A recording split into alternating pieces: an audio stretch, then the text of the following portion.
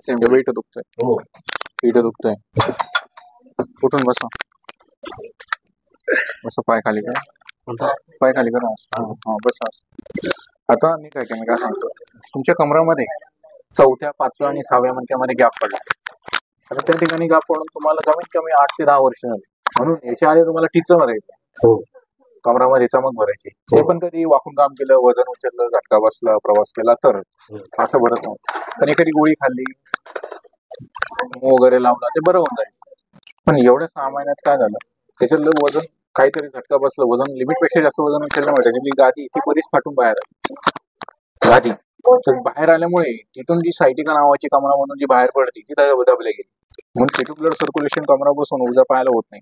म्हणून कमरा बसून रोजा पाय दुखणार, जड पडणार, रग लागणार, कळ लागणार, म्हणून येणार, जास्त चालता येणार नाही, जास्त उभं राहता येणार, जास्त मांडी घालता येणार, जास्त गुडघ्या बसतात. ओके, आता हे तुम्ही मला सांगायला पाहिजे, मी तुम्हाला सांगतो. आता यालाच सायटिका प्रॉब्लेम म्हणतात बरं का.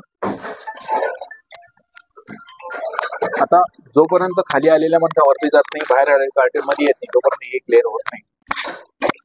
पण याला माझ्याकडे पूर्ण क्लिअर होईल, पण 1-2 दिवसात होत नाही, याला 10 दिवसाची प्रोसेस असते. 10 दिवसाची. एकदा मनका जागेवर गेला, कार्टिलेज लेवलला आलं की ओके, परमनंट. पण याला आयुष्यभर नियमात राहणं हे महत्वाचं. जसा एकदा डायबिटीज, बीपी आजार तुम्हाला लागला, तो आयुष्यभर असतो. तसा मणक्याचा हाडाचा आजार लागला, तो आयुष्यभर. पण त्याला तुम्ही निज नियमात राहिले तर तुम्हाला हा आजार आयुष्यभर त्रास देणार नाही आणि देत नाही. पण तुम्हाला नियम नाही सांभाळले, समजले नाही, सांभाळले नाही, तर तुम्हाला तो त्रास परत 15 दिवसानंतर परत सुरू होणार. म्हणून निश्चित डॉक्टर करून उपयोग नाही, त्याला ट्रीटमेंट घेतल्यानंतर नियम महत्वाचा. म्हणून जवळजवळ 99% डॉक्टर परमनंटली प्रॉपर नियम सांगत नाही. माझ्याकडे निश्चित तुम्ही एक जरी ट्रीटमेंट केली, नियमात राहिले, तुम्हाला आयुष्यभर ट्रीटमेंट कोणाकडे काय माझ्याकडे पण करायची गरज नाही.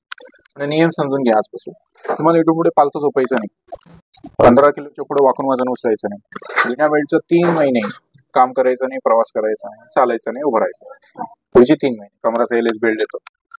दुसरं, कमराला झटका बसला असं काही करायचं नाही. गाडी मोपेड चालवायची नाही थोडं, कारण की त्याला सस्पेन्स खूप कमी असतो.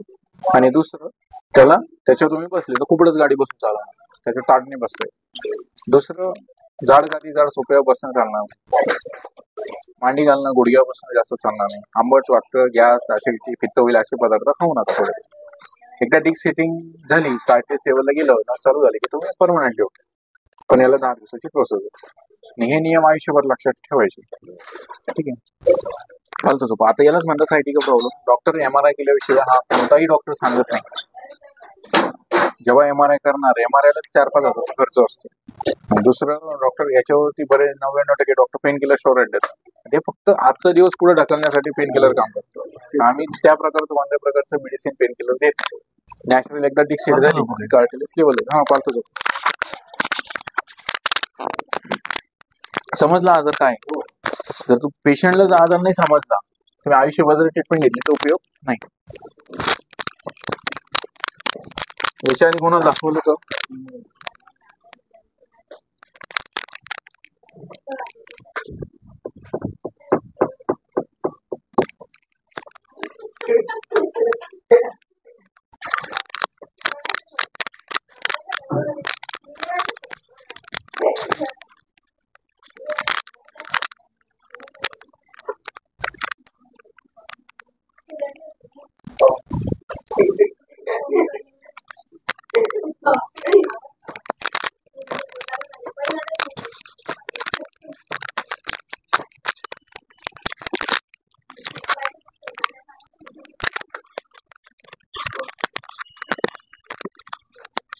रिलॅक्स.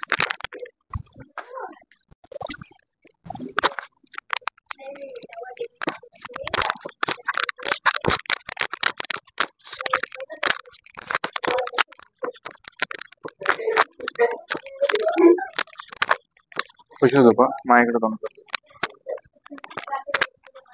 करा, कमरावर ठेवा, रिलॅक्स.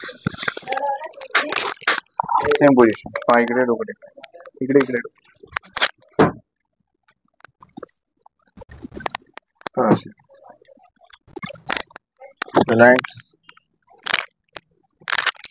सेम पोझिशन, पाय इकडे, डोकं इकडे. सुजन सर्व झोपवतात, सर्व झोपवतो.